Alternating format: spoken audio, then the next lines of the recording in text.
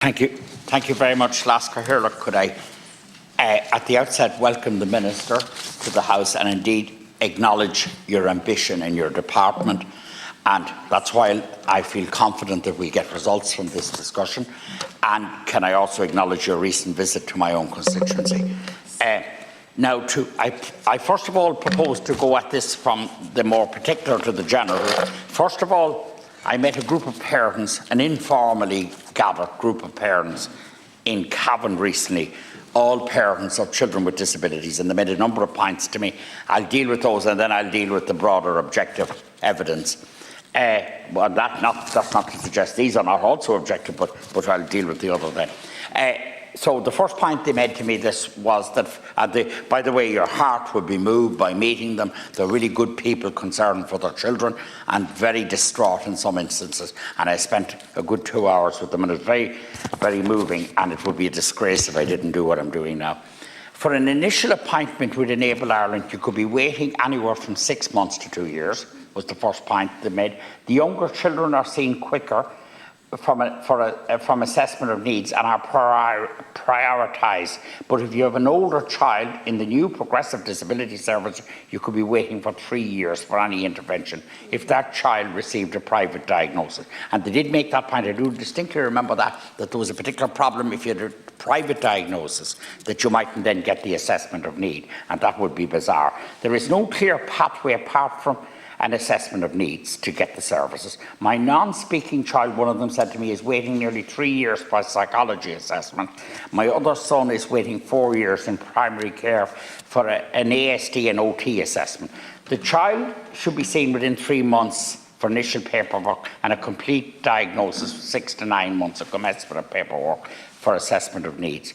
The pay gap, and they reference this, between the pay gap is between 3,000 and 5,000 between those who work in the Enable Ireland services, in the voluntary service, if you like, although I know they're Section 39 and they're funded by the state, as compared to those in the mainstream HSE and the primary care centres and that. So that's the pay anomaly is huge. I do see in my research where you referenced it at a health committee meeting, but I would want to hear it today if I could, please.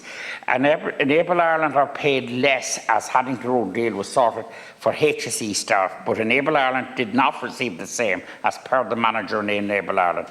Enable Ireland do not have the same maternity leave and pension contracts.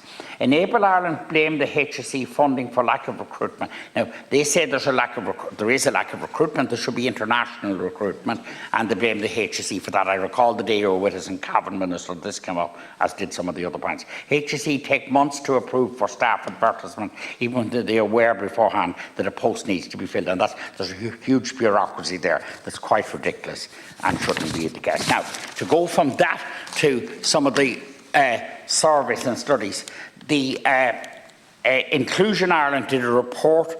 They said that, it scarily said that 85% of children wait for more than a year for appointments and assessments.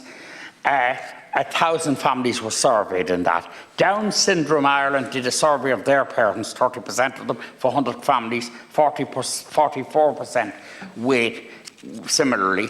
The Ombudsman, Dr. Niall Muldoon, said there were 4,000 children waiting in assessment. And so all of this makes for a horrendous story, basically. And I'm aware of the standard operations procedure that's obviously not implemented yet. And I'm aware of the UN Convention. We're aware of all this. And this is something we could discuss for hours, but I don't have the time, and you don't have the time, Minister. But I would look forward in your response that we might get hope, that I could go back to those parents, tell them the Minister told me this, and it will make a difference. Thank you. Thank you, Minister. 4 minutes to respond. Thank you very much, Chair, and can I thank Deputy O'Reilly for raising this commencement matter and keeping it on the agenda. And it was fantastic to meet with you when I was down in Cavan and Monaghan. And I have to compliment the teams that I met with, the Enable Ireland team, and I also have to compliment our own HSE team on the ground. Because both of them gave of their time very willingly to discuss the issues that you have eloquently raised there today, and both of them said the same things. So if we just go to the issues, one of the issues there was in relation to pay and concerns and the variance between various teams, and how difficult it is then to recruit into those teams. And you are quite right in what you're saying. And Chair, it is quite true that there is a gap between Section 38 and Section 39 workers, or Section 39 and 38 and HSE. It is something that will have to get addressed at some stage, because if it doesn't get addressed, we won't be able to recruit into it. And we have teams that haven't got fully populated, and you can see it very well in Cavan and Monaghan. There's a 25% vacancy rate there, and some of the reasons for the vacancy rate is because of the pay. It's not the conditions, it is the pay, because the conditions, it's a lovely part of the world to live in. There's reasons to actually choose to go there, the cost of living, or the purchasing of properties and everything else, and the choice that's available. But at the same time, those people still have to go for a mortgage. And if you're 5,000 less in your pay grade, and you could be sitting on a team, and these teams are made up of people from the HSE and 38s, and they're 5,000 and you're sharing the same canteen room, like, of course it's a concern. And that is not wasted on me, Senator. And I am trying my best to address that matter, and I am addressing it with Fed Vol, and just recently I had a meeting with Alison Harnett, who represents a lot of the 39 workers. So we can leave that there with that. In relation to the long waiting list that you are experiencing in the Cavan Monaghan area, it goes back yet again as to what are we going to do about it. And really what we need to address is actually international recruitment we need to look at. And where you're sitting there on the border, international recruitment is actually looking to our neighbours in Northern Ireland and the qualifications that they would have in relation to speech and language. And I keep talking about speech and language because speech and language is done in Derry.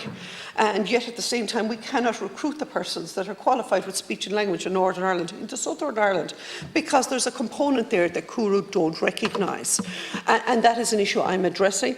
And the reason I'm addressing that is perhaps we can recruit in and give the training on the ground for the piece that is missing to ensure that actually they meet the requirements of Curu, but at the same time can be on the ground training. And that is an open and very live conversation with the HSE. International recruitment, along with efforts to increase HSE reach into the border domestic supply, have said that. However, there are limitations to international supply, as Ireland is a signatory to the WHO Global Code of Ethical Recruitment of Health Workforce.